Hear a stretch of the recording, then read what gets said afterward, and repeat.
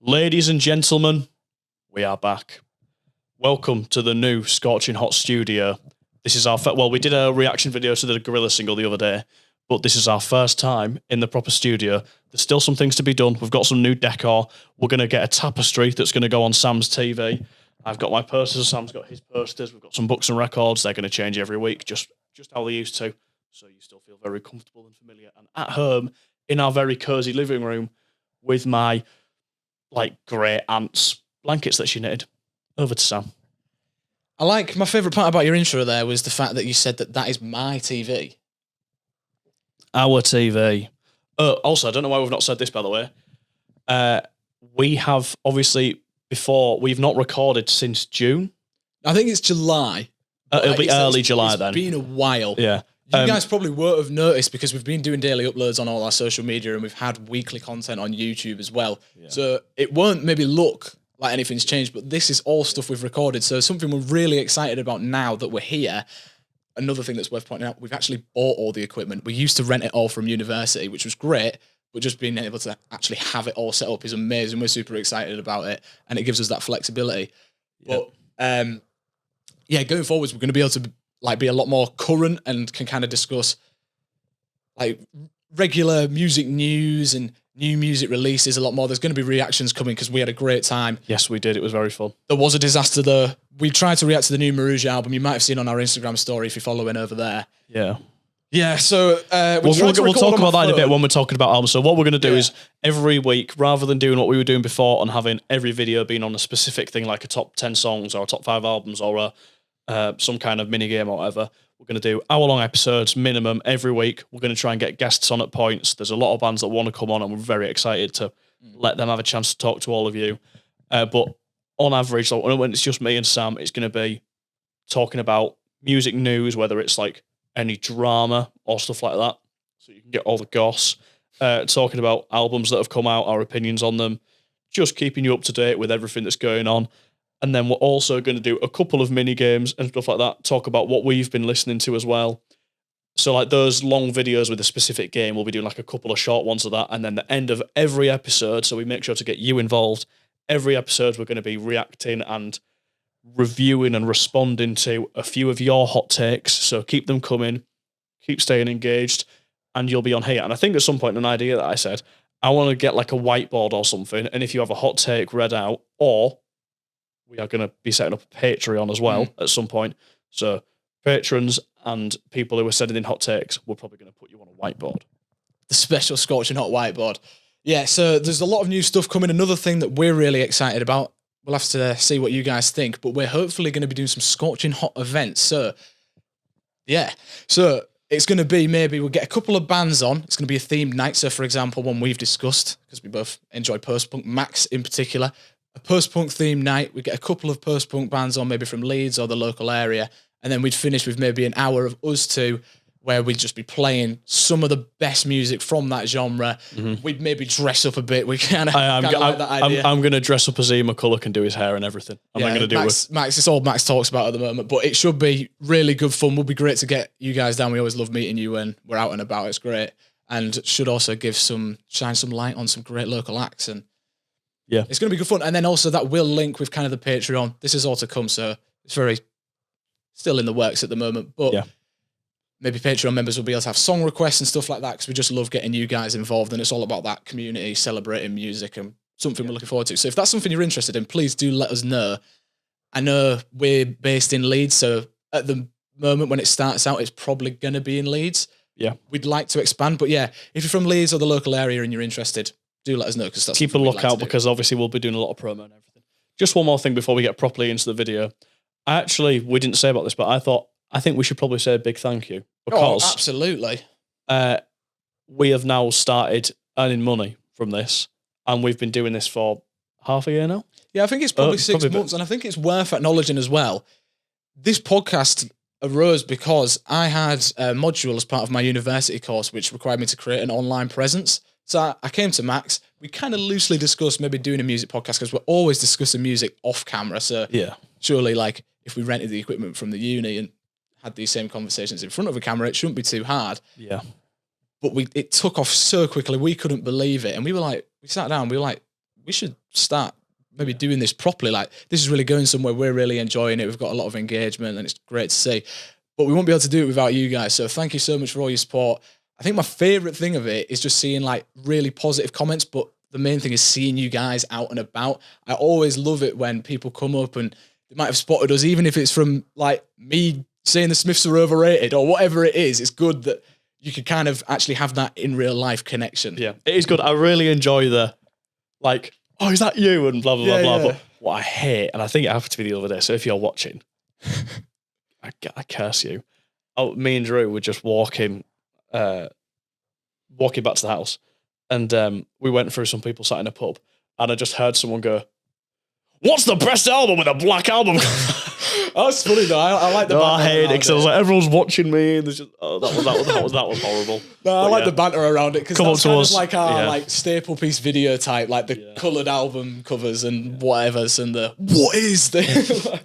and the doing that. All right, Max. The all right, Max, and good shout. Good shout. Yeah, that's always good fun. I've had a few people come up to me and be like, what's the, like some of your brother's mates when we've been back home as well, and they're like, what's the best song with the word blue in the title? I was like, bro, I've already answered this. But yeah, we're loving the new setup, but one thing I want to shout out in particular, Max, do you want to hold this I up? will. But we have had a collaboration with Fade Out Studios. Guy, lovely guy. He makes amazing posters. I think you can find them on Etsy, but also follow him on Instagram. I'll try and link it in somewhere. I'll edit it in. But yeah, we've got it as part of our set. You'll be able to see it and get it in different sizes. He makes them on Etsy as well. So, and they're very cheap. I think they're about £10. Really cheap. Really high quality. Good quality as well, because the thing is, I find it quite hard often to find a poster. But we've had an absolute rigmarole trying to get the setup sorted. This was the best poster I could find but these, bear in mind, reached out to us as well. So cheap, so high quality, and there's loads of really cool designs. I'm not sure how well you can see Sam's, but I'll try and bring that as close as I can. Just that Pink Floyd Dark Side of the Moon one. I think it's really cool. Does loads of others, really and I believe as well he does custom designs. So definitely go check him out, because we could get him to do a Scorching Not Take podcast poster. Yeah, we could. Yeah, because this isn't like a actual sponsorship or anything. We just genuinely love his art and want to shout it out. So yeah, that's something really cool. But I'm happy with the setup. I mean, you are as well. I'm loving it. Yeah, it's nice. We just have to do a bit of makeshift constructing because this is our living room, as you can see with the TV. Just for like reference, by the way. So you're both these two cameras. Behind you, there's these two massive lights, which we spent our entire life savings on, and then behind that, it's just literally the front door and a blank wall. There's a main road there. Literally, you probably will at times hear cars flying past because it's. I think the speed limit's probably 30 miles an hour. I don't think anyone sticks to that. I've never seen. Once it gets to about 10 o'clock, you can only go 100 miles per hour down here. Yeah, it's more like 70 manual gears all over the place, just explosions. And Sam's car nearly getting crashed into. My car's not here though anymore. My car is not home. So I did have my car here, but we kind of, long story short, had a bit of discussion because if we were going to be renting the equipment still, we'd need something to transport it. We live a lot further away from university now that we're in a different house. Yeah. But to insure my car in Leeds, obscene amount of money. So we were like, let's just tank. That's actually a fun story to tell, by the way, because we never actually told them. So when we used to rent the equipment, every week, what we'd have to do is we'd get up on usually a Monday morning, wasn't it? Yeah. And we'd have to walk to uni, get all of the equipment, so roadcaster, all the audio equipment, lighting, cameras, tripods, everything. And then the two of us would have to wheel it across Leeds. So we would have like 3 backpacks on, 2 like big things to pull, like big suitcases and stuff, like a 15-minute walk across Leeds. We'd have to do that twice a week just to record. But now we own it, as much as we have no money left, we don't have to do any of that, so we can just sit and do nothing on Monday morning. Nah, it's amazing. But yeah, my car's not here. My parents took it back today. So hopefully, hopefully it's okay. But it should be. It's definitely not as at risk as it was out here. So yeah, we'll have to see if we get any cars whizzing past today. But I don't think we have anything else to kind of introduce. This is kind of going to be our new format. Let us know if you are enjoying it. We're always open to new ideas. So we really appreciate you guys getting involved, and if there's any sort of parts of the video that you think could be done better, or any ideas or topics, we're open to anything. Let us know what you guys want us to do. Customer is always right. Yep, absolutely. So yeah, I don't think there is, but yeah, keep an eye out. We've got a lot of exciting stuff coming, so plenty to get stuck into now that we can be more consistent. But one thing we thought about doing today, I think it's a good time to reflect. So it is. We're going to reflect, first of all, on some of our hottest takes in each other's opinion. So we've selected about 3 each. I've got 4. Oh, I also have 4. Let's do 4 each then. Why not? Okay. So Do you want to go first or shall I go first?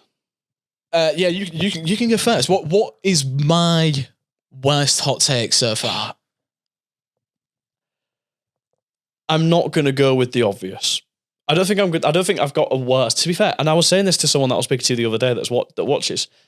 You actually don't have many horrific takes because you just like everything. There's this general thing that's going around that. Well, I mean, I say general. You and Drew, but Yeah, we know 2 people. I think I like everything. The thing is I probably, it's fair to say, listen to the widest range of music. Yeah. So maybe have more knowledge about different things and like a lot from different areas. But because some of the stuff that I really don't like, we just normally don't discuss much. Yeah. It might not seem like that. However, I've said Oasis are massively overrated. Yeah. The Smiths are overrated. I think Limp Bizkit are shocking. Like I've had a fair few takes that have pissed people off. I think what it is for the most part, your opinions much more than mine seem to align with like the general opinion of boffin music discourse.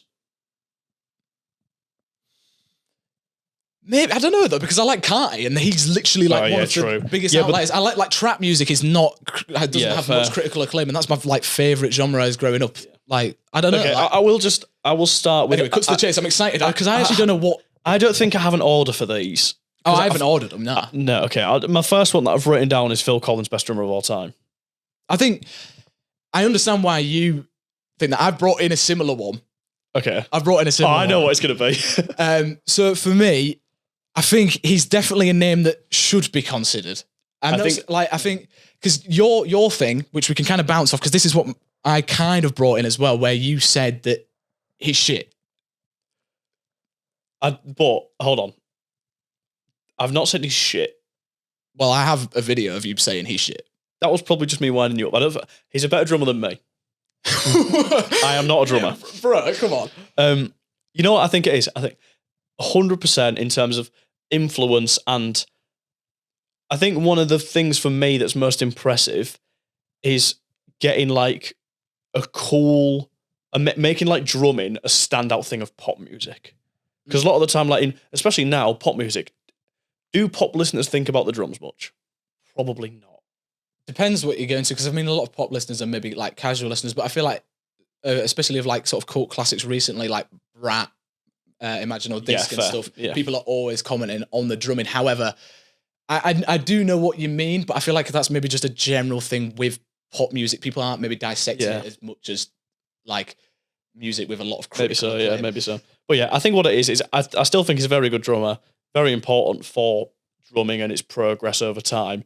But he definitely won't be top 5. You said in the past as well, which I've made note of because it's stung, that he's not even top 10. You said he couldn't. I don't know if it's comfortable, but and I'm only saying that because you might make me just say 10 drummers that are 100% better than him.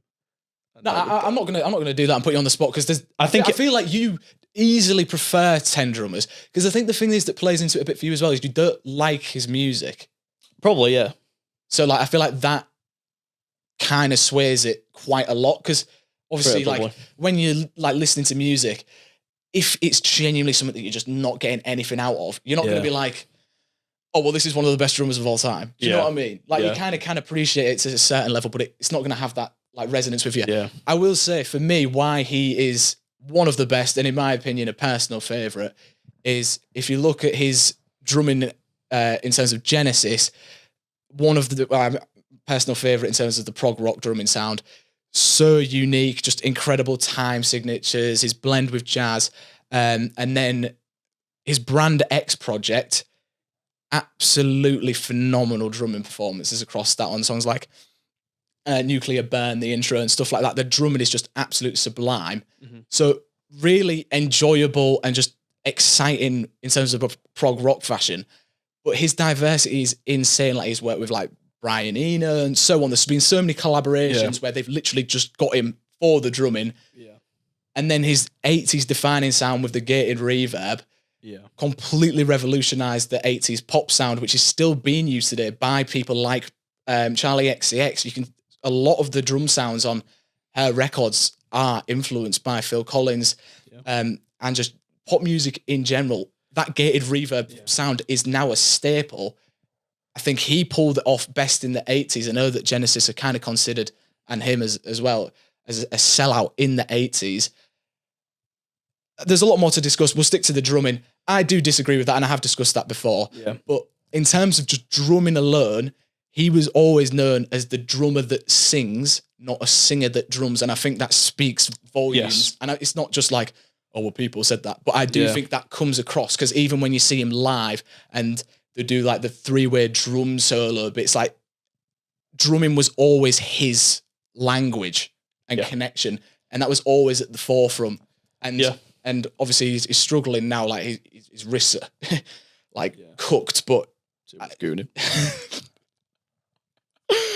oh, terrible. But yeah, for me, I feel like he should be in the conversation. Influence, enjoyability, diversity, 100%.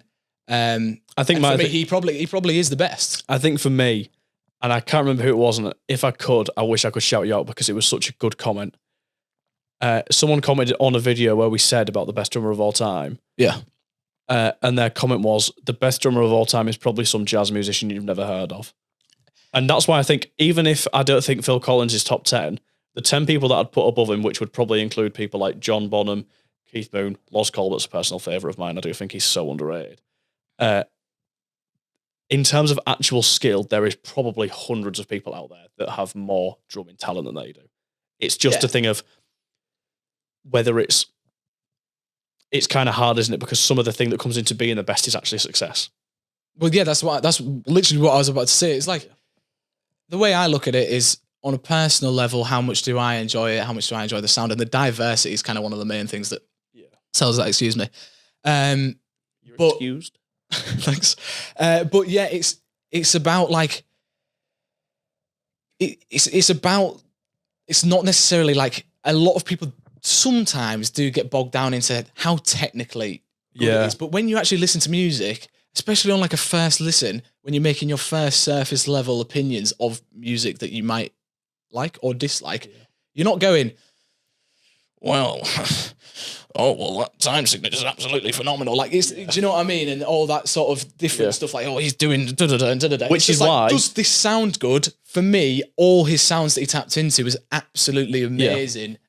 But you actually can as well argue technicality, especially on like the Brand X album. Mm-hmm. That is incredible drumming on a technical standpoint. And his kind of jazz-infused drumming, even with Genesis stuff, is amazing as well. And you also have one, like, probably the most iconic drum fill of all time as well. So there you go, just in case you didn't know which one that was. But yeah, for me, I think it is a good point. Technicality, yes, but I don't know. Where's the fun in discussing that? Yeah, the thing is as well, that would mean that Ringo wouldn't be in the top 10, and he just is, isn't he? Mm. Well, exactly. I was thinking, like, someone like Ringo, we've said this many times, like, you've called him your king. But Ringo, I do agree. King like, Ringo, the swinger. That's sick, mate. Ringo. But yeah, I think, like, someone like Ringo's definitely up there, as well as, like, John Bonham, Keith Moon, of course. All amazing drummers. And Ringo's talent shines more because he was able to give the Beatles exactly what they needed. We spoke about this at length before, but yeah, one of the ones I was going to bring in, and this was kind of my fourth option, but it perfectly aligns with this. I know what you go. And it was that you said that Loz Colbert's the best. So, seeing as though we're here, I want you to explain yourself a bit, because even though that you disagree with Phil Collins, I feel like, and I'm not saying that Loz Colbert's a bad take necessarily. It's a hot one, but I do think he is amazing. Why is he, for you, maybe better than someone like Keith Moon or John Bonham? For me, he's not only incredibly skilled technique-wise, but he also has the Ringo ability to take a song in a completely different direction, because he's one of them drummers where if he did a different style of drumming, which there is so many different ride songs that are taken in a completely different direction because of the drumming style. Like if you took away the drums and put something different in, it'd be a completely different song. Songs, for example, Leave Them All Behind. The drums that drive that, the section at the end, it's perfect. Completely different thing. Vapor Trail, much more of a softer one. If it'd gone for the same style as Leave Them All Behind, it'd be so weird. But there's also ones where the instrumental, you wouldn't expect it to be that kind of drumming from it. For example, what would be a good example? Twisterella has some of the danciest drumming ever, and it makes it into, it feels like a party song. But if the drums were different, it might not be the same. Other examples, I think maybe a lot of songs on, well, I've completely going blank again. A lot of the songs on that are better examples because Nowhere has much more consistent drumming, but still different directions. But if you listen to Going Blank Again all the way through, each individual drum track is so incredibly uniquely crafted, and it makes the songs perfect because of how the drumming is. I think he's an amazing drummer and definitely an underrated one. I think Best of All Time, the reason I wanted to bring that up is hot because I think when you look at Best of All Time, I think influence does play a part. And I'm not sure that he has that staple of his name in terms of influencing loads of people. You did bring up, to be fair to you, like Keith Moon, who I think is easily top 3. And like, if someone said Keith Moon, I wouldn't like be like, oh. For me, my 1, 2, 3 would probably be Keith Moon, John Bonham, Ringo, and then I'd probably put Lost Colbert 4th. Okay, so you've maybe gone back on your Lost Colbert. Yeah, I was probably just rage baiting, wasn't I? No, because I feel like, again, it's that personal preference, but I think when you look at Best of All Time, as much as it kind of does, like, it gets a bit annoying sometimes discussing influence and stuff because it's about how the music connects with you and all that. And that's what it is. I love it. I love the kind of that specific style where it's. I don't know how you describe. I don't know it's almost like it's hard, but it's jazzy at the same time.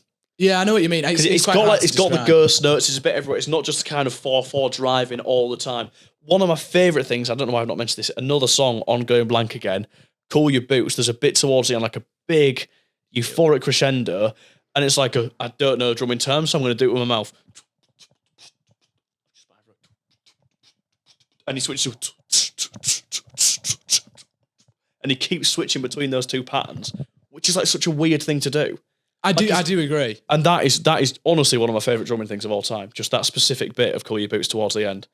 Listen to Going Blank Again if you haven't already, and if you haven't listened to it in a long time, revisit it and just know that I'm so correct. Yeah, definitely focus on the drumming because Lost Colbert's drumming on that album in particular is absolutely phenomenal. But yeah, sticking with the drumming theme. Okay. So this isn't about an actual drummer. We're talking about the instrument of drums. Okay. In one of our first videos, this is a long time ago, you said that drums are the best instrument in isolation. There is no other instrument you'd rather listen to on its own. Now, as a fan of folk music, how is guitar and piano not topping it? For me, piano is the best instrument in isolation. It's really difficult. Second. You know what? I think maybe it was the way I was thinking about when you asked me that question because I vaguely remember it. I was maybe thinking if you took a band, like, so let's just use Ride an example because you actually do say you could listen to Lost Colbert's drumming all day from Ride in the video. Yeah. There is like I've showed you them before. On YouTube, there's things where they isolate the drum tracks. I genuinely just listen to his drum tracks. There was a period where, I think, wasn't it when we just moved in here? I feel like it was. I remember being sat in here or something and you were just going around being like, bro, all I'm listening to at the moment is these isolated drumming tracks. No, it was when we were just moving out of where we were before. Oh, right, okay, yeah. But yeah, I think what it is, in a band context, if I had to pick one instrument from like rock and roll music, I would keep the drums. But to be fair, yes, I mean, I play guitar, so guitar probably is my favourite instrument. There it is. But if I had to one instrument, but the thing is, with folk, I would never, well, very, very rarely, there's a couple of Nick Drake tracks that do, but folk stuff without vocals, there's not much that I would listen to that's guitar and nothing else. Yeah, but what I'm saying is I just listen to. I do listen. It was instrument. Yeah. In isolation, so it's allowed vocals. It's instrument. Okay, so there's still vocals there. Yeah. Oh, okay, probably guitar. Then I'll probably take it back. Over piano, I feel like piano is probably the most powerful. Do love a good instrument piano. in isolation. Yeah, it's strings. In isolation, though, If it's a full orchestra, that's not one instrument. That's a little bit of a cheat. yeah, That's a little bit cheating. piano is a good shout. I think piano has to be it because I don't know what the actual term is, but it moves in different like scales that other instruments can't. Oh, it's a beautiful instrument because you can make it sound like there's so much more playing than actually is. Exactly. I again don't know the technical terms, so yeah. But I feel like with a piano, there can be certain piano songs that evoke so much, or like piano ballads, sorry, I should say, or even just piano instrumentals that can evoke so much emotion. Classical piano, exactly, my kind of favorite stuff. That can evoke so much emotion that other instruments on their own actually can't. Like drums in particular. Don't get me wrong. Out of the two of us, I'm a bigger electronic and hip hop fan than you, and they're probably the two genres where you might actually get isolated drum parts, especially in electronic music. Yeah. But I don't think that's where your mind's at because realistically, you're not, I don't know, as bothered about them genres. That was probably just because you probably asked me that question when I was just only listening to Los Colbert. That is genuinely one of our first videos. I think it's within our first 5. So I did some digging to pull that one out. But we were babies. Yeah, 6 months ago. I need another one. Yeah, so you need to bring up another one, but yeah. Let's see if there's any that I've gone back on. I kind of want to go back I'll go on this because you're not going to have to talk about it much. Echo and the Bunnymen is a B tier band. B tier. Yeah, I stand by it. They're upper beer. Oh, I'll have a beer. They are definitely upper B. For me, I genuinely find it unreasonable to not at least put them A. They're close. Okay. I'm not mad about that. That makes you feel a little S-tier, I think when we were discussing it, actually, no, I did just say B, but then you said S tier. X tier is where I'd maybe frown slightly. Okay. But you could accept them being in A. I could accept it, although, like, I do stand by my B. Bands that I put in S tier have to have incredible catalogues, classic albums, influence, personal kind of like massive enjoyment. Echo and the Bunnymen, I think, are an amazing band. Are they in my top 10 of all time? No. And S tier is reserved for the best of the best. So bands I put in S tier, the Beatles, Pink Floyd, probably put Radiohead up there. Talking Heads are an S tier band for me as well. There's all these bands though, like they have albums that you're not that bothered about. Well, yeah, but I'm saying they have like incredibly stacked catalogues, whereas Echo and the Bunnymen have 5 incredible albums. I think they have 4 like high quality albums. I'd say for me, you need to re-listen to the self-titled album, by the way. Okay. Well, I can give that one another shot, but yeah, for me, like the 4, like Crocodiles, Porcupine, Heaven Up Here, and Ocean Rain. They're all great / amazing. That sort of territory for me. Yeah. They don't have that like S tier album. So like, if they don't even have an S tier album, how can they be S tier band for me? Whereas, as you know from the podcast so far, I think Pink Floyd have 3 perfect albums. Radiohead have 2. Beatles just have to be up there. Yeah. I'm just at least the upper B. I genuinely think my S tier would have no more than 5 in. And like even Talking Heads, because their later catalogues pretty weak, and like the early catalogue's good, but it's not the best post-punk stuff. So yeah. Like they have like Remaining Light is one of my favourite all-time albums. I love Speaking in Tongues as well. I love Fear of Music. But other than that, though, in fact, Talking Heads are A tier, so you know how much I love them, and if they're A tier, Echo and the Bunnymen have to be B. Upper B's fine. At least it begins with a B, like Bunnymen. Yeah. Give me one. Give me some. But yeah, don't think that I've just got loads in S tier and that they're super far down, because I'm trying to like reserve S tier. I feel a little bit better now. I think I've been holding some resentment towards you since you said that, and obviously we can maybe get through it now. Yeah, I hope so. What shall we go for next? Okay, this is one that is recent. We have discussed, but I just want to see your thoughts on it now. Yeah. So in our Beatles discography ranking, you said that Abbey Road isn't a top 5 Beatles album. That's hot enough. However, you then went on and said that Hard Day's Night, which was probably your number 6, might actually be better at it, which means that you think... I also said Help. And Help. Wait, so that means that it's either coming in at a 7 or 8 spot, which regardless means that when you phrase it like this, you think that Abbey Road is bottom half of the Beatles discography. That is wild. It is 100% mid-table. That is wild. Right, talk me through why. I really can't explain it because I understand the instrument, and there is still songs on there that I like. And it's not that I think it's a bad album, it's just because the other Beatles stuff is so high. I still like it. It's just, it's not clicked with me in the same way that the other Beatles albums have. And it's not like I've not given it the chance, because I've probably listened to most of them just about as much. I've probably listened to Revolver more because it is my favourite. But after that, I've probably listened to most of their stuff the same amount. And also, it's just never clicked with me as an album experience. You've been exposed to it as well, because obviously, like the first half is just classic after classic. Yeah, B-movie. But that's why I find it so.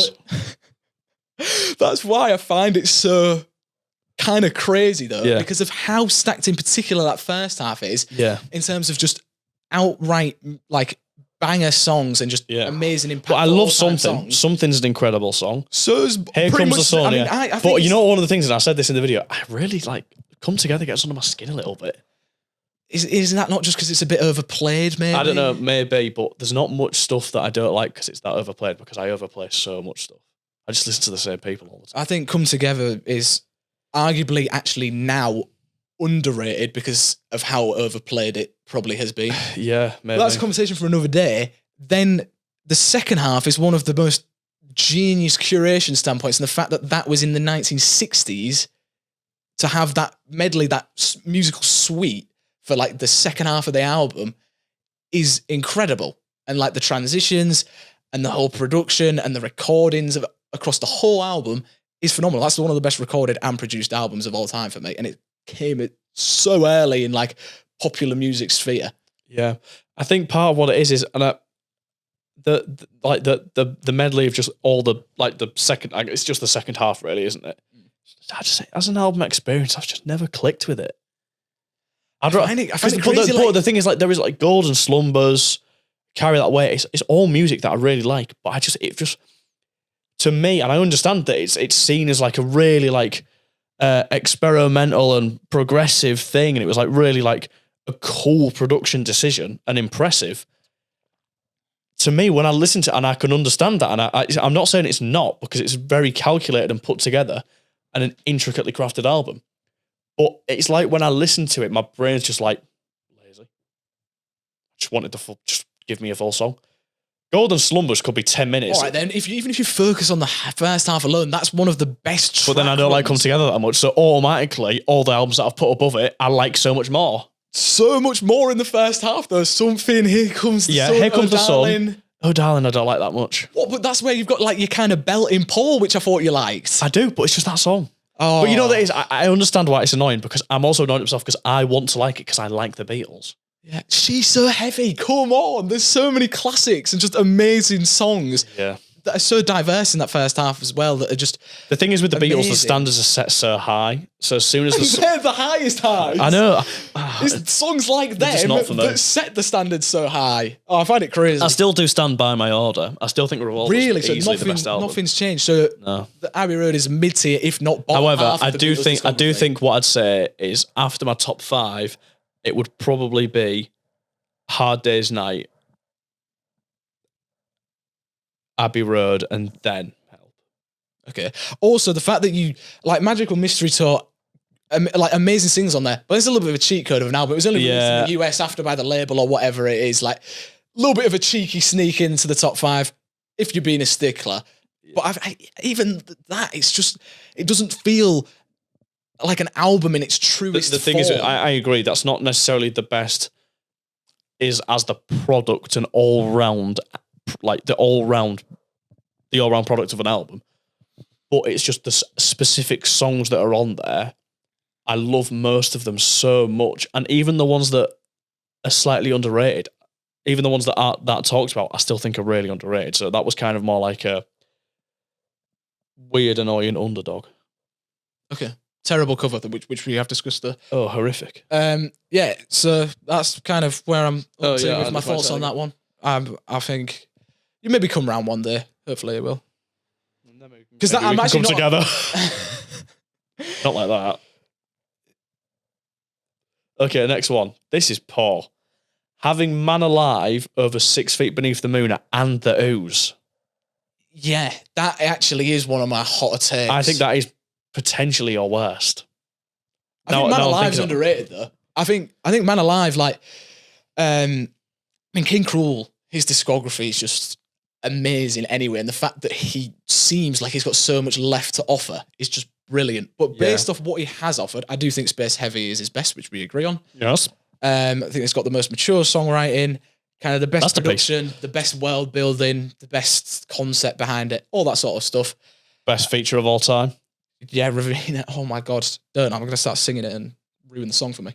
Anyway, Man Alive for me, I've said that King Krule's sound is amazing, but I like it in small doses. Because it is quite desolate, you feel quite isolated, and I don't know, it's not necessarily challenging to listen to. However, the mood that it puts me in, I love while I'm in it for a short period. But for albums like The Ooze, which come in over an hour long, I feel like a lot of the songs just kind of start to blend together because he has quite a skeletal, minimal sound, which when it's in a shorter track list like Man Alive, it operates as a less is more strategy. But when you get to The Ooze, and I still think it's a great album, when you get to The Ooze, there's certain songs that it's kind of like, we've been here, and I don't know, it starts to get a bit like sludgy. Yeah. I understand. There's not like a bad song on The Ooze. Like, they don't have particular weaknesses with individual tracks. It's just my personal listening experience and what I kind of want from his album experiences.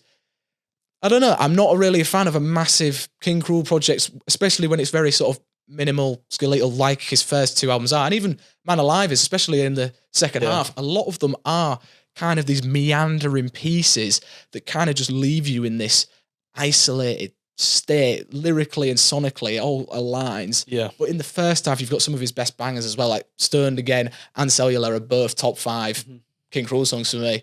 So yeah, I think I understand that point of view because it is. I mean, we've spoken about our perfect song length opinions, album lengths and stuff, and it is longer. The thing is for me, and I understand why it's maybe not your favorite. But my thing is, I think the reason I love that album so much is which one I talk about the Ooze, yeah. And just to be fair, King Krule's music in genre. What? King Krule's music in general. Okay. I like that kind of mix between it always has an element of brooding, always kind of sitting in the shallows. Yeah. But then there's also like a lot of glittery and quite beautiful, pretty moments. It's very introspective.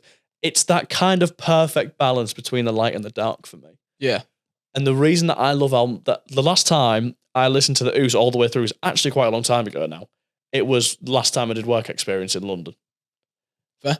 And was that before or after we did the video? I can't remember. It might have actually been in prep for it. I don't think I've listened to The Ooze all the way through since. Okay. In fact, it was because it was while I was there, I had to do all the listening ready for the video. But anyway, I was walking from, it probably would have been Piccadilly. No. Is this crucial to the story? I was walking from King's Cross station. I just got off the train, walking to where I needed to go. And I listened to it, and I feel like what it is when you're on a day where you're going to do something, and maybe it's exciting, and you want to make sure that you're going to make the most of it, and whatever. I mean, it was the first time going to London on my own. No, it was the second time, but for the same reason. Yeah. And I wanted to make sure I'm ready for the day, I've got the right mindset, and I'm just going to seize the day. Carpe diem. Seize the Day by Black Rabbit. Great underrated song by the day. That's brought it to mind. Carry on. Fair play. So I feel like that album for me was so good. You know when you have them days where sometimes maybe you just got like that simmering layer of gloom? I know what you mean. And I just felt like listening to King Krule and specifically The Ooze just completely lets that. And I think it's the right length to let all that be processed and just pooed out. I think that's which is why I love King Krule so much, because he's like medicine. I absolutely agree. I think that just kind of speaks for more like King Krule's music in general. Like I agree. However, if I'm like realistically, the two albums from King Krule I listen to most is Man Alive and Space Heavy. Space Heavy definitely the most. But if I was to go to King Krule and kind of just appreciate his songwriting and get into this low key mood where I can kind of just reflect and chill out a bit, and kind of have that flushing sensation that you were speaking about, I would go to Man Alive. See, I wouldn't. Because it doesn't do it for me. Yeah, fair. I think a lot of the tracks in the second half aren't necessarily as standout. They are more like your typical deep cuts. Yeah. But I like how the songs often contrast each other on that album as well, because you kind of get maybe these either contrasting narratives in the lyrical songwriting, but also in terms of the sonics on quite a lot of the songs. Like you'll kind of move quite quickly, but it all feels so succinct, and it is his shortest album, I believe. Which, just like I was saying before, personal preference for when I go to a King Krule album experience, I want it to kind of just sit with me for a little bit. I get so much out of it because his songwriting is absolutely phenomenal, but I don't want to stay there for too long because it's just not his music almost doesn't bring out a positive feeling in me. I feel positive after listening, but I maybe get a little bit tired, maybe in albums like The Ooze. I also think for 6 Feet, there are a few dud tracks. Okay.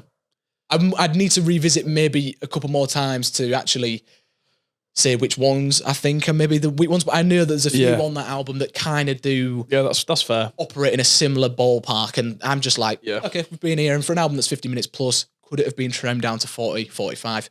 Probably, in my opinion. I think I do agree, which is why it wasn't my number one. Yeah, but it is all very close. Like, he has such a consistent catalogue, and it's not that I think the Ooze or 6 Feet are bad by any means. I love them. They're great albums. And 6 Feet in particular, what a debut. It sounds like he's almost 15 years into his career. I've said that before. No, I agree. But yeah, no, it probably is still number 2 for me, Man Alive.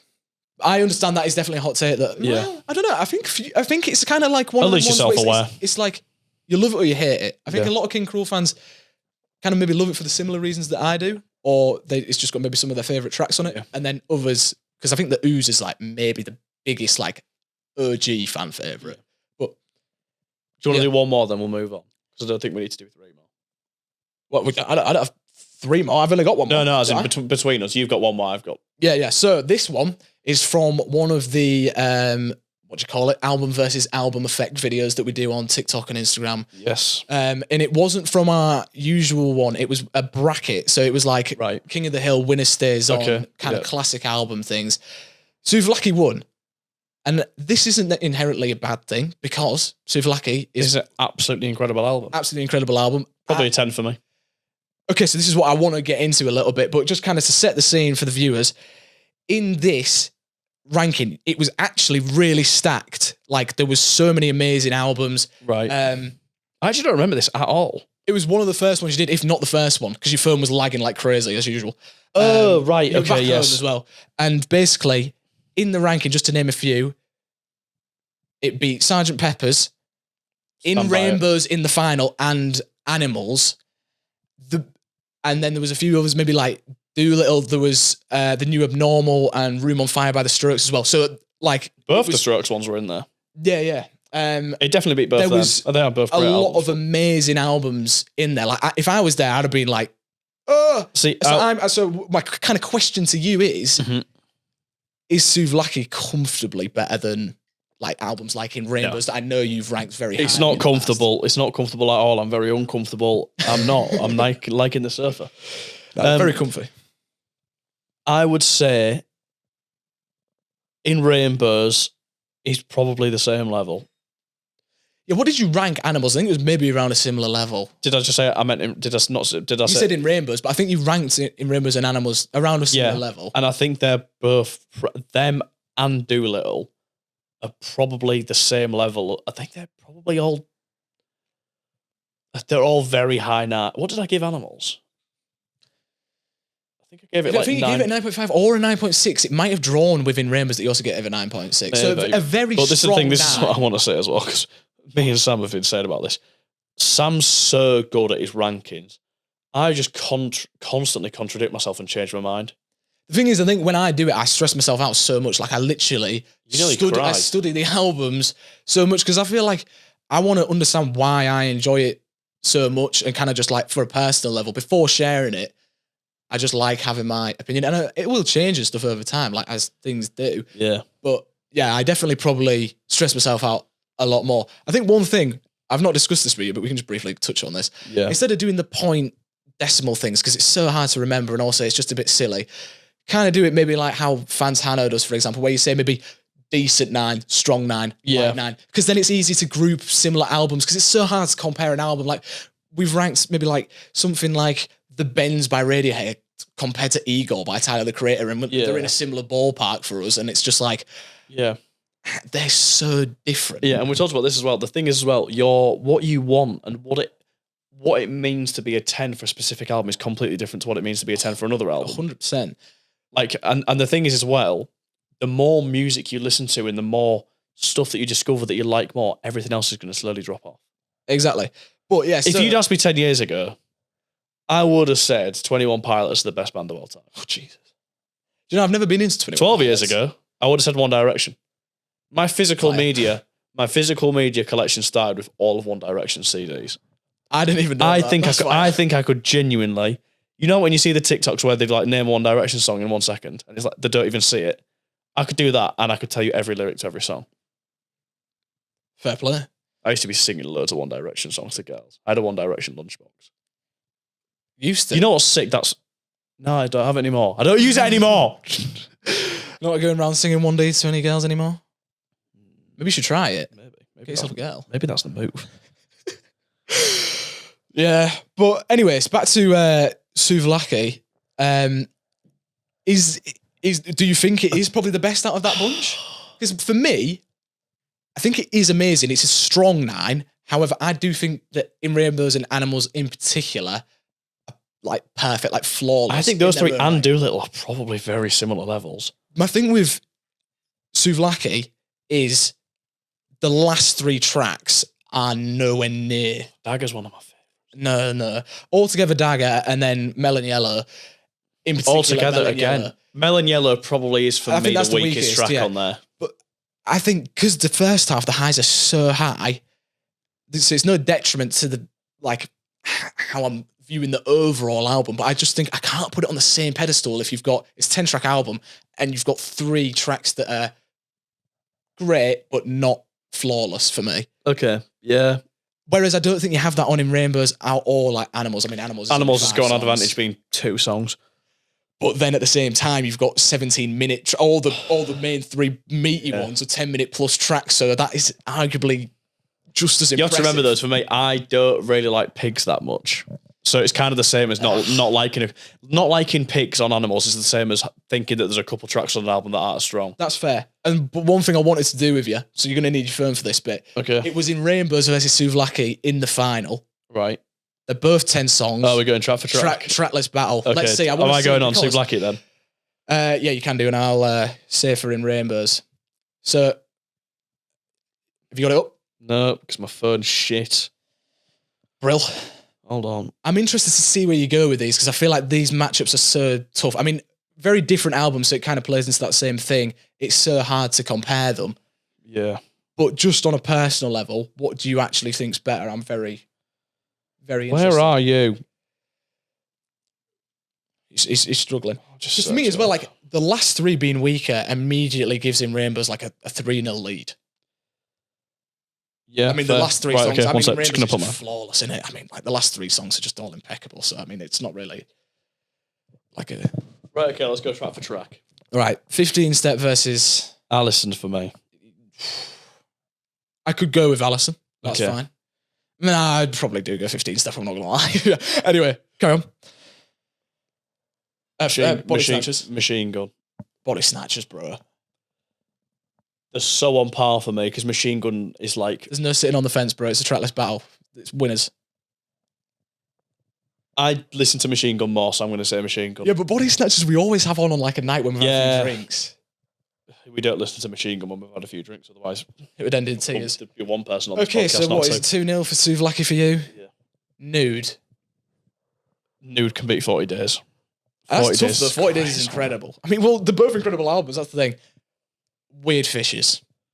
Or Sing. Weird Fishes, bro, is one of the best songs of all time. Yeah, it probably is Weird Fishes. So what are you at now? Like 2-2? It's 2-2, yeah.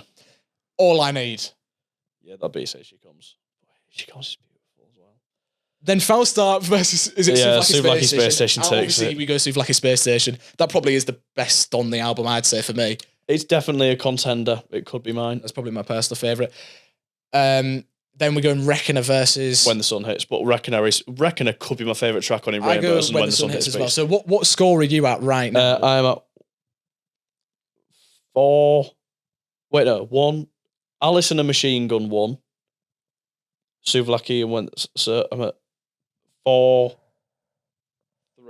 4-3, yeah, I think that's about right. So 8, House of Cards. I know that's a personal favourite for you. Versus... All Together. Oh, bro, it is House of Cards. Yeah, it's House of Cards.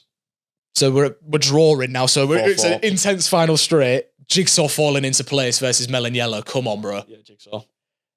Videotape versus Dagger. Dagger for me. Oh, it is a draw then. So they are kind of that same ballpark. They are a ballpark, but I think maybe it's more that I listen to Souvlaki more. Oh, I actually don't know if I do. I feel like there's some replay value I would say I listen to songs from Souvlaki more, but I listen to In Rainbows together more. So maybe that means that In Rainbows is a better album, but I prefer Souvlaki's songs. See, I'm the other way. I feel like In Rainbows has more songs that I pull out more rather than... I do listen to the full album a lot anyway, but it is one of my favourites of all time. I very rarely listen to individual tracks off In Rainbows. I feel like there's so many different vibes though. So if I'm like trying to just chill out, I might go for like a Weird Fishes. If I'm in my feels, I might go for All I Need. If I'm going to turn up and go crazy, I'm going to listen to... In my feels is an understatement for All I Need, by the way. I can only listen to All I Need if I'm genuinely having a proper crisis. Fair enough, I just didn't. Yeah. Trigger warning.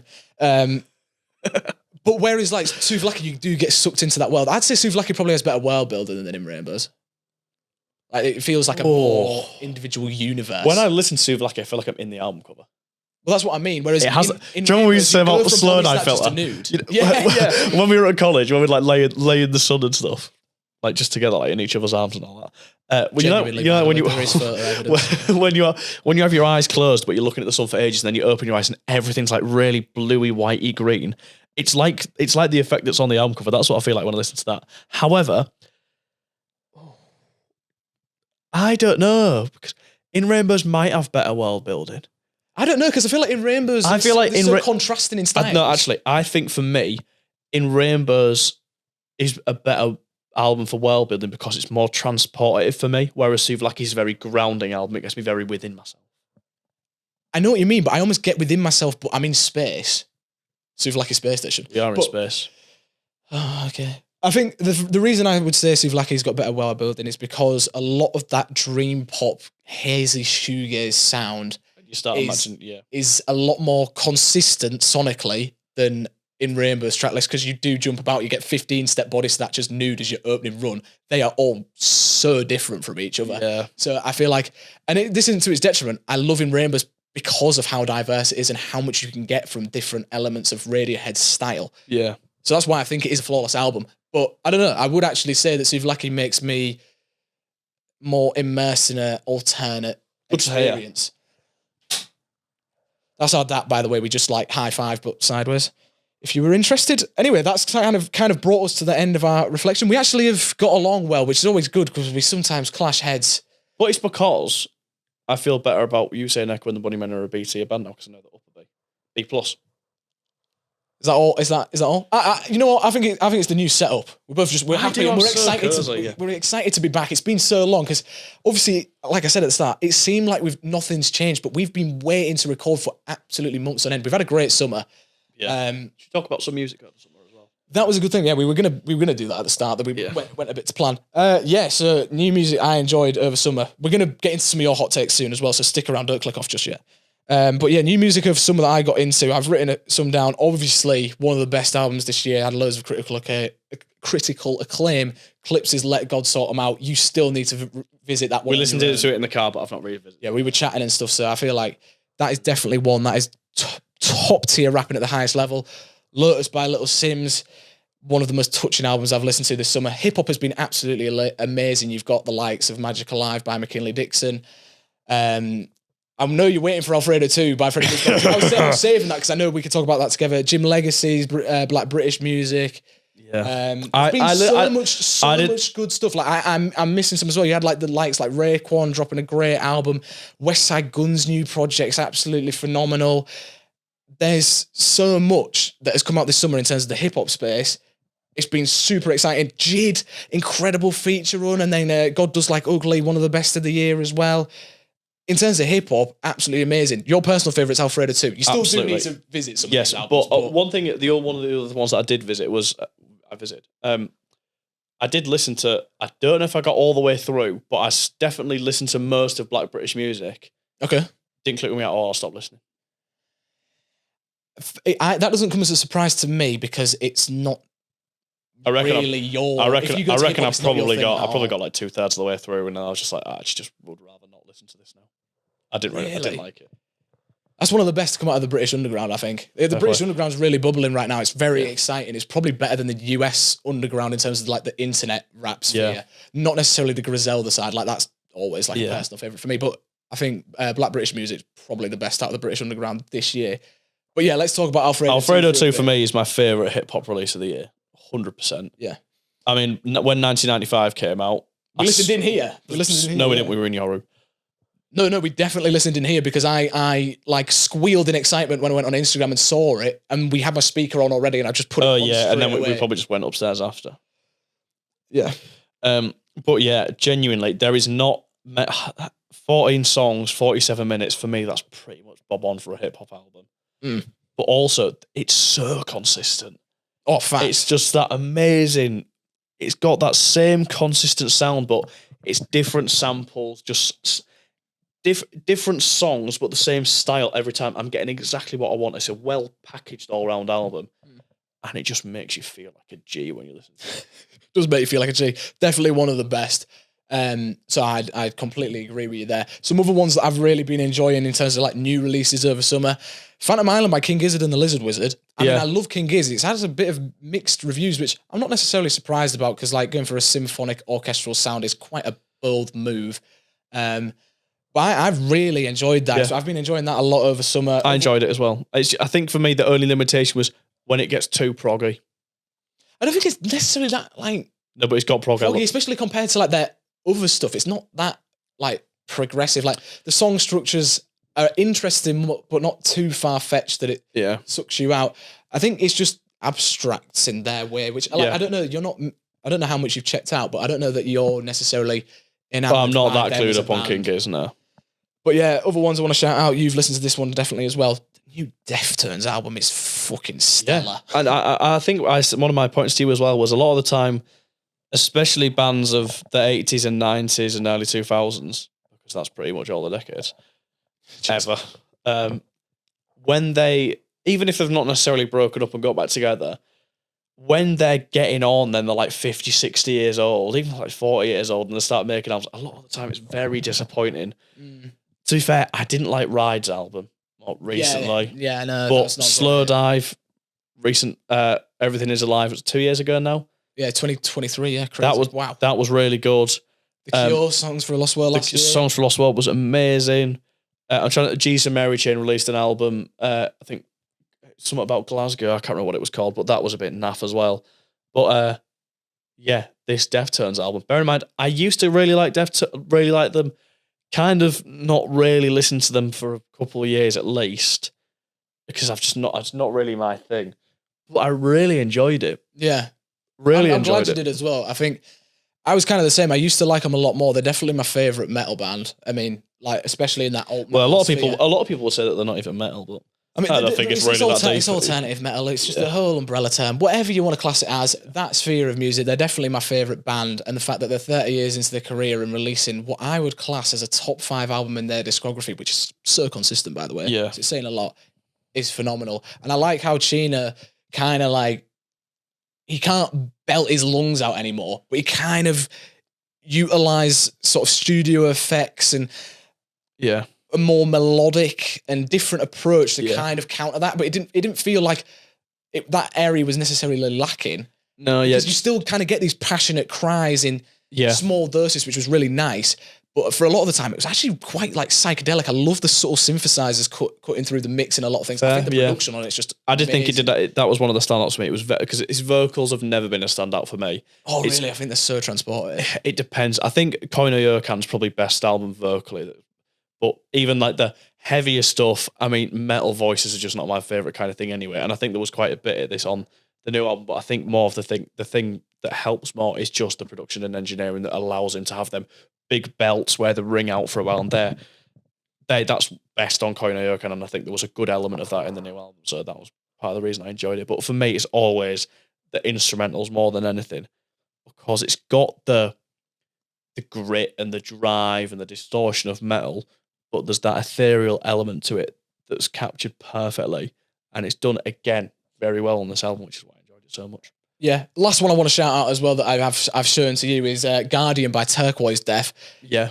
If you know about this album, fair play, ball knowledge, because I don't know how I found out about it, but this is my favorite electronic album of this year. Like it, psychedelic jungle, kind of almost drum and bass at times, blurred with kind of progressive electronic music and techno at times, in these massive world-building tracks. I think it's about 6 songs in length. You've got this ambient opener, then kind of like a progressive jungle track, and then by the time you get to the end, it's kind of, the way I described it, as a modern-day electronic album that mirrors metal, because the last song on the album is 30 minutes long, the equivalent of your Echoes on Pink Floyd's Metal. So that's the way I viewed it, and I genuinely think it's amazing. It's so exciting and so transportative, and I think you said this as well. Even though it's half an hour long, it feels like you're still like so engaged and sucked into this world. Yeah.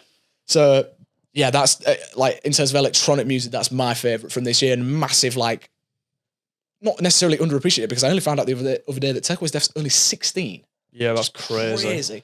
But yeah, that's another one I just wanted to shout out. I've really been enjoying. Yeah. One thing that you put me onto, and obviously I remember him from like Sidemen diss track days, Quedeca. Oh my God, yeah, I should have noted that down. Yeah. Quedeca, absolutely, phenomenal. I really enjoyed it. For me, I liked the folky elements, and I said this to you and you didn't get what I mean, but maybe you will understand what I mean. For maybe it's production and a little bit of his voice, and just the kind of being able to kind of have elements of pop, but also be really experimental and mix genres in a way that James Blake does.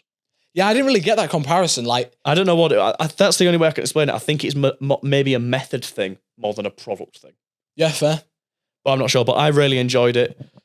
Obviously, Danny Brown's always good to see. Favourite artist of all time. And that blends perfectly, because that's how I was introduced to Maruja. Mm-hmm. And I was touching at this at the start of the video. We didn't actually explain the full story. Let's get into so Pain to Power. We'll start on the positives. Incredible album. If you haven't checked out Maruja's new release, insane. We're going to see it in Leeds on the 8th or 7th of November, whatever the date is. You'll be able to find that out. And I can't wait. It's going to be insane live. But we did try to film our first ever album reaction that we were going to upload to the YouTube channel. And we were recording on my phone because we had it set up in my room, and my iPhone storage became full partway through, so we lost all the footage. But we looked at the positive side of it. It was an amazing experience. We enjoyed doing the reactions. It's kind of made us excited. It was genuinely, first of all, one of my favourite album listening experiences for the first time ever. 100%, yeah. But also, it genuinely could be, I'm not saying it is, it could be my album of the year so far. It's 100% up there. I think it's super early days in terms of, because at the time we're recording, what day are we on? Sunday. It's only been out 2 days. It came out on Friday. So yeah, I think maybe by the end of the next week, next 2 weeks, maybe after a few more listens, we'll really be able to grasp it in the biggest scheme of how much music's come out this year. Yeah. But it is up there. I knew off first listen. I think the best way to describe it, if you have listened, let us know what you think as well. If you haven't, my way of describing it would be, imagine Satan and a bunch of demons were in hell and they had a band. And then they heard Black Country New Road and decided, I don't want to be in hell anymore. And they started trying to make nice music, but they were still in hell, so it was still scary. Yeah, I think it's sonically that is the best way to put it, because a lot of it's intense. It's the best word for it. It's just downright intense. There is going to be a lot of. Let's go back and forth do facial expressions that we pulled during the reaction. Yeah, because we can't show them, which is so annoying because we had a very visceral reaction. Okay, I'll go first. And by the way, the hand there, he was genuinely grabbing me by the collar at one point. Okay, yeah. Second one point, literally went straight backwards. Yeah, I was about to do that. Same thing. Literally was just lying down on like one of the most amazing sax solos I've ever heard. There was one bit where I was literally like this. Just locked in for like half an hour. Another bit where I was probably like shaking. I had the craziest goosebumps as well. Do you remember? It was I mental. had like red goosebumps. I was like on this my at one legs. point. I started going. Oh yeah. What an amazing album experience. Yeah, we'll definitely be talking about that more in detail going forwards, but that's another one. What other music, because we've been speaking about new releases, what other music have you enjoyed like over summer? What have you been like diving into? What's been in your rotation? As in stuff that's come out or stuff that I've actually just been listening to? Just your general rotation. I have been listening to... What do you reckon? What have I been listening to most over summer? I have been listening to a lot of Lou Reed. Fair. Makes sense. Because I'm usually a Transformer guy, but I've been listening to I've been listening to a lot of Berlin and Coney Island Baby. Yeah, and the title track Coney Island Baby is probably my favorite Lou Reed song at the minute. Okay, cool. What else have I been listening to? I got into A Flock of Seagulls. Yes, you put me onto them because I knew Iran, but I'd never properly checked them out. And the second track on the self-titled album, Space Age Love Song, could be my favorite song at the minute. Yeah, valid, I listen to that every day probably. Another one you got to shout out because it's been on repeat. Killing Joke. Oh, of course. I like Killing Joke. I'd been put onto them by one of my dad's friends at home, who was. Oh, this is actually quite a little fun fact. Have a look. Search up on YouTube. Indians in Moscow. Naughty Miranda, the drummer, dad's friend. He's a massive fan of them. Put me onto them. So I'd listened, I heard 80s, and I also knew it because of the Come As You Are.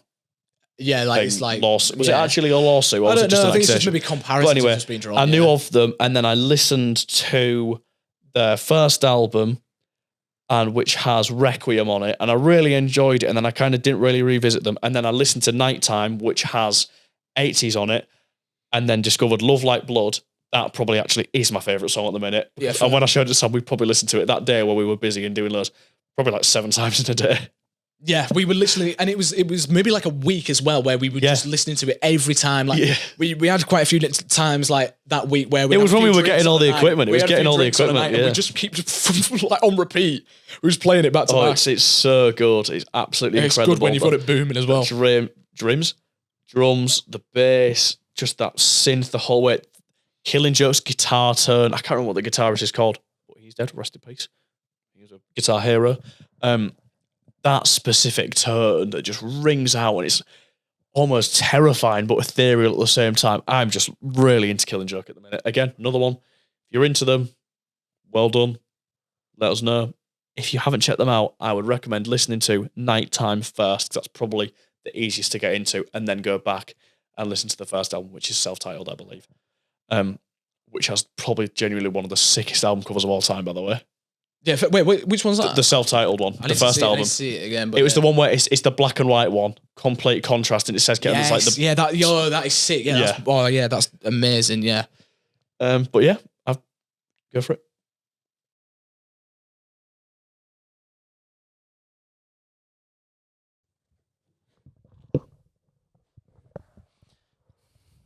Hello, everyone. You might be thinking, oh, Max, you look really relaxed. Oh, where's Sam? We just had the best and most needed wee break of all time. You said it all that quickly? Yeah, or just press record on the things. What is that? They're both recording.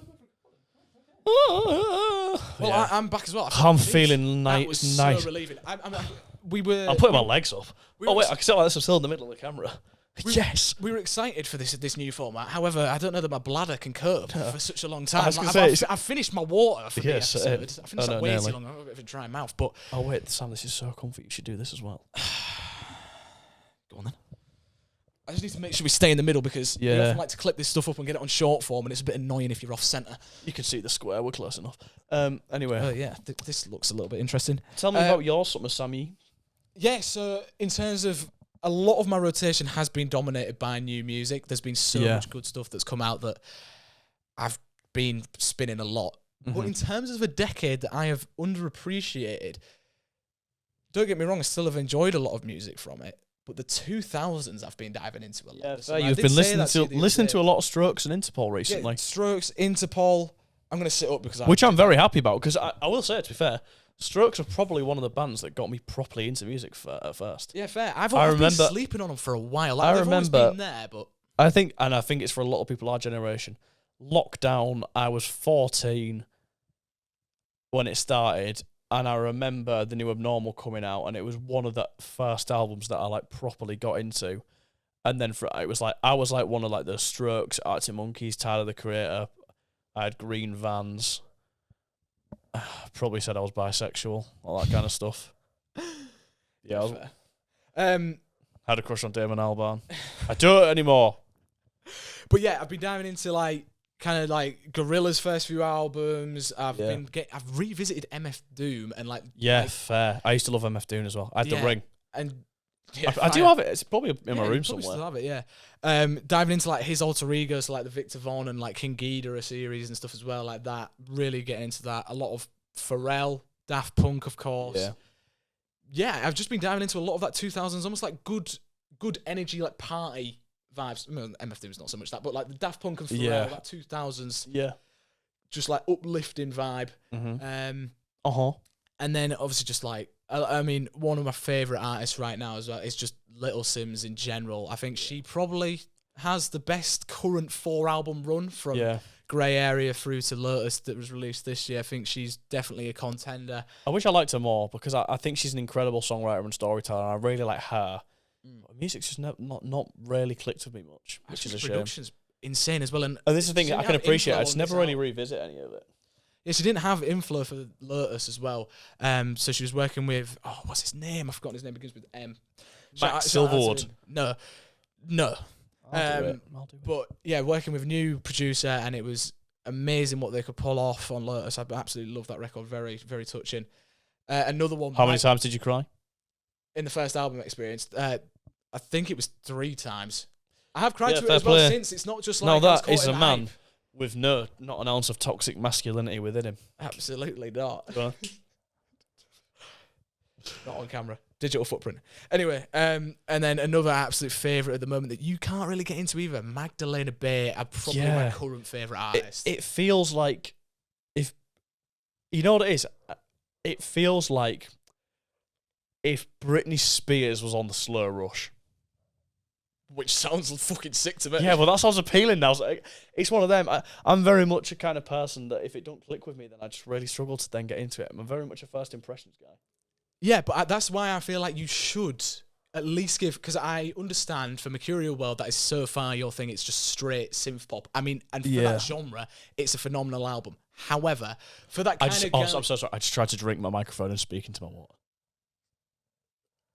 Well, at least it didn't go into your mouth in case I was using that mic next episode. Anyway, for Mercurial World, it is more of like, not straightforward, but it is very easily categorized as synth pop. Yeah, fair. With some slight art pop influences. However, Imaginal Disc, which is their like magnum opus and genuinely is easily top 3 albums of the decade. Hot takes flying all over, but Imaginal Disc as an album experience is just an amazing concept album, which because basically you've only really heard them through me listening to them. Yeah. If you dived into like the songwriting, the creative choices, and kind of just like how they actually operate, you might enjoy it more, because it might almost seem at the moment just like sonically not your thing. But I feel like if you sunk your teeth into Imaginal Disc, there's so many cool Easter eggs in there. One of my favourites is like on the song Image, where Mika delivers the line, only 22 more minutes, and in the concept of the album, this is where she's having a surgery to become the perfect image of herself. Then, at 22 minutes through the album, you get the reoccurring sonics and instrumental things from Image in the instrumental outro of Tunnel Vision, which is that crazy like synth and organic sound thing that you must recognise with the crazy drums. very prog rock inspired. They were a prog rock band as well to start off with, and that definitely shines in Imaginal Disc. But that's really cool because I love it when concept albums aren't just necessarily conceptual through the lyricism, but it's actually a conscious choice in the instrumental songwriting, the production, the sequencing of the record. There's so much to sink your teeth into on that front, and just instrumentally, it is genuinely phenomenal. One thing I will say is this is the album of all time that has grown on me most. Like, of all time, I thought this was not that good at first. And I've said this in a short form. Yeah, maybe I'd be the same as you. I said I didn't like Mika's vocals because, not that I'm not the target demographic, however, she does have quite a sweet, cute voice that maybe isn't my usual go-to. Yeah. Now I'm genuinely in love with it. Like, I In love love, her in voice. love with her. No, I am. She's just amazing. I love her. I genuinely love her. She's amazing. And I love Emmanuel Pro. Yeah, her, Emmanuel Pro. Ice Spice. Not Ice Spice. Who's the other one? Pink Pantheress. Yeah, jeez. Anyway, Has a girlfriend, by the way. I'm all thrown off now. But their live shows as well, I really like them live because they're very inspired by your typical prog rock things. You can tell that there's influence from The Wall on the album, but Genesis in particular, I love the costumes and stuff on stage and the theatrical elements. It's kind of like bringing a spark to a sound that is no longer really celebrated, and it's had such critical acclaim. I'm seeing them in February as well. I genuinely can't wait. I'll probably shut up talking about them, but they are easily my favourite right now, and I think that probably comes across. It does. Wait, why don't I just barter, by the way? And we'll give them another chance. Yeah, I think Imaginal Disc would be the one. I wouldn't necessarily... I'd recommend Mercurial World to you listeners, but... You listeners? You viewers. But for you, I can already tell... I know your taste. Mercurial World wouldn't be it. But Imaginal Disc, I feel like you would at least appreciate. So I'd give that one. I'd give that one a listen. Yeah. But that's definitely my most listened to album at the moment. And I'm just genuinely so shocked that I thought it was garbage at first. Garbage. I love saying garbage. Anyway, I feel like this is a suitable time to dive into some of your hot takes. So, I have a selection. Can I talk about... Are we going to talk a little bit about live music that we've seen? Just for a couple of minutes. You know what? Because we are running out of time, the cameras will die. Yeah. Should we talk just about one person that we've seen? A favourite? Yeah, kick us off. Go on. Okay, so the other day there was a celebration in a park in Leeds, like just a mini festival thing, and they just had some local bands on. It was like a really low-key event, just like a little family festival kind of thing, and we went along just because excuse to drink. And there was a band. Didn't even drink there, by the way. Yeah, you're right. Making us out as alcoholics when we're not even drinking. Yeah, we drink after though, didn't we? Yeah, heavily. It was a band from Leeds, very, very incredible folk three-piece called Fleeced. And we got to the place, didn't really know where the music was, and then we saw the equipment, started walking over as they started their set, I believe. And I thought they were absolutely incredible. Yeah, it was so soothing. I stood, leaning on a tree, watched the whole set. There was a really wholesome bit where this little girl was just doing like ballet in front of everyone. It was so wholesome, and the band were just letting her do it. It was two girls and a boy. The boy supplied this really soft, almost, I would describe it like a front door step. Oh yeah. And he just had this soft Leonard Cohen-y voice. One of the girls sounded, especially who did I think like the higher melodies, sounded like Elizabeth Fraser. And then the other girl, they were all incredible singers. I think they were all passing around the same guitar, and the songs that they were singing were so charming. It was like 3 Nick Drakes were just in front of me, and it was just beautiful, and I just wanted to stay there forever in that moment. It was genuinely one of my favourite moments of my life. Fire. My favourite thing about it was the way they harmonised. It was super just relaxing. It was. They were like sirens. Sirens? Not like wee, like as in like sirens, like mermaids. I genuinely don't know what that means, by the way. I'm not even joking. I don't know what that means. Well, is there another definition for sirens? Mermaid. The idea of a mermaid comes from like stories of sirens, which were pretty much like mermaids, and they would sing, and it'd put you in a trance and make men go in the water and drown themselves. I've genuinely never heard of that before. Am I like out of touch? Yeah. Really? Is that poor? It's a bit poor. Okay, I thought sirens song, were just like song for the siren. Song for the siren. Tim Buckley. Song for the siren. You will have heard the word and thought about it before. Anyway, Sam just lives under a rock and has only ever watched Cars 2 and Toy Story. So True. I'm much more An into music Aquaman. than An films. Aquaman. No, I don't even remember what happened in Aquaman. No, I'm definitely more into my music than my films. But I mean, we've just made me look like I am genuinely the dumbest guy ever. I am. What's a mermaid? I don't know what a mermaid is. Anyway, really not important. But yeah, do you want to say a little life nice story thing, and then we'll do a couple of hot takes? Yes, I've been working at a few festivals this summer. That was been very exciting. And how are we doing charge wise? yeah, have a little look at the charge. We have to be quick. Okay. Told you. Yeah, that must have picked up. Anyway, car just went past. If that hasn't picked up, 2 cars just went past at extreme speeds. But yeah, I worked at Wireless Festival, and that was amazing. Bit controversial that Drake was headlining 3 days, but I think he did a really good job. Brought out so many amazing guests that also could have headlined it, just to name a few. Dave, Lauryn Hill. I was screaming like a 6-year-old on Christmas morning when Lauryn Hill stepped onto the stage. Vanessa Carlton, amazing. And yeah, it was good fun, and I got in for free because I was working, so that's always a bonus. Another one, live at Leeds. This was a bit more local. Saw a lot of great bands. My first time seeing Block Party live. They headlined. They were absolutely amazing. I saw Yard Act, a personal favourite band from Leeds as well at the moment. Really enjoyed that. And then I worked at Leeds Fest, which was a disaster. So I got in for free. However, in a Travis Scott mosh pit, I had my phone punched out of my hand. So I lost my phone, which you might have seen. This was the night that I took over. Oh yeah, and then Max had a stinker on a night out and just started posting him just being I was a weirdo in gloves. I was on a night out, and it really just didn't end well. So a bad night for the podcast in general. That was a low point, genuinely. God, can you imagine my fear when I saw my phone in the morning? Yeah, I couldn't even see it though. So this was all going on. I had no idea. I didn't have a phone. Thank God It got punched out of my hands, but then the wrong person got it, because then like 20 minutes after the set, I found my girlfriend and she tracked it, and it was soft launch. I genuinely have no words. That was absolutely horrific. Get out. Scorching or bad. Scorching or bad. Oh, terrible. Where was I even up to? Oh, yeah. Hello. Yeah, 20 minutes Hello, after. hi. It was off-site, so I just didn't get it back. Anyway, got a new phone now, which you'll but yeah, that's good. Can you not get me one, please? I want to talk about it. Then got worse, because then I got food poisoning and was throwing up blood. Bit graphic, but I then had to come home, so I missed the Sunday night. So I didn't get to see Wonder Horse, which I was really looking forward to, and a load of others. I want to see Snow Strippers. I've not seen them before, but Drew, our good friend, he absolutely loves Snow Strippers, and rightly so. They're crazy live. I would have liked to have seen them, but they'll always be next time. Yeah. And then the last one that I do want to shout out, Coldplay. I saw them in Hull, which was amazing, because Hull doesn't get any love ever, and the fact they were playing there in Hull KR's ground was just great. Actually, it was quite a cool venue for the thing as well, and they had it set up with their usual set on their tour. It was amazing. I think Coldplay are genuinely one of the most overhated bands, especially in terms of if you go to see them live. They're so good, and the production, everything going on is such high quality and such a very wholesome community moment. Then there was a very touching moment where I think it was a lad from, I believe, China. Yeah, he came all across, that way. and God, I bet Chris he Martin hated brought him Hull. on stage.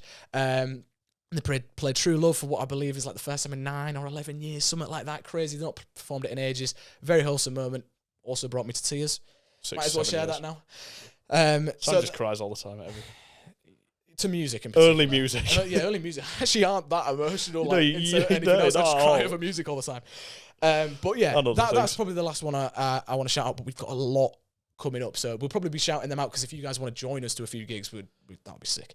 Yeah. But yeah, we'll now get into reacting to some of your hot takes. Let's do 2, because the cameras are going to die, and we don't want that. Yeah, we'll be reacting to more in future episodes. This one is just the first of the series. Yeah. We are kind of limited to an hour and a half. What is the best one?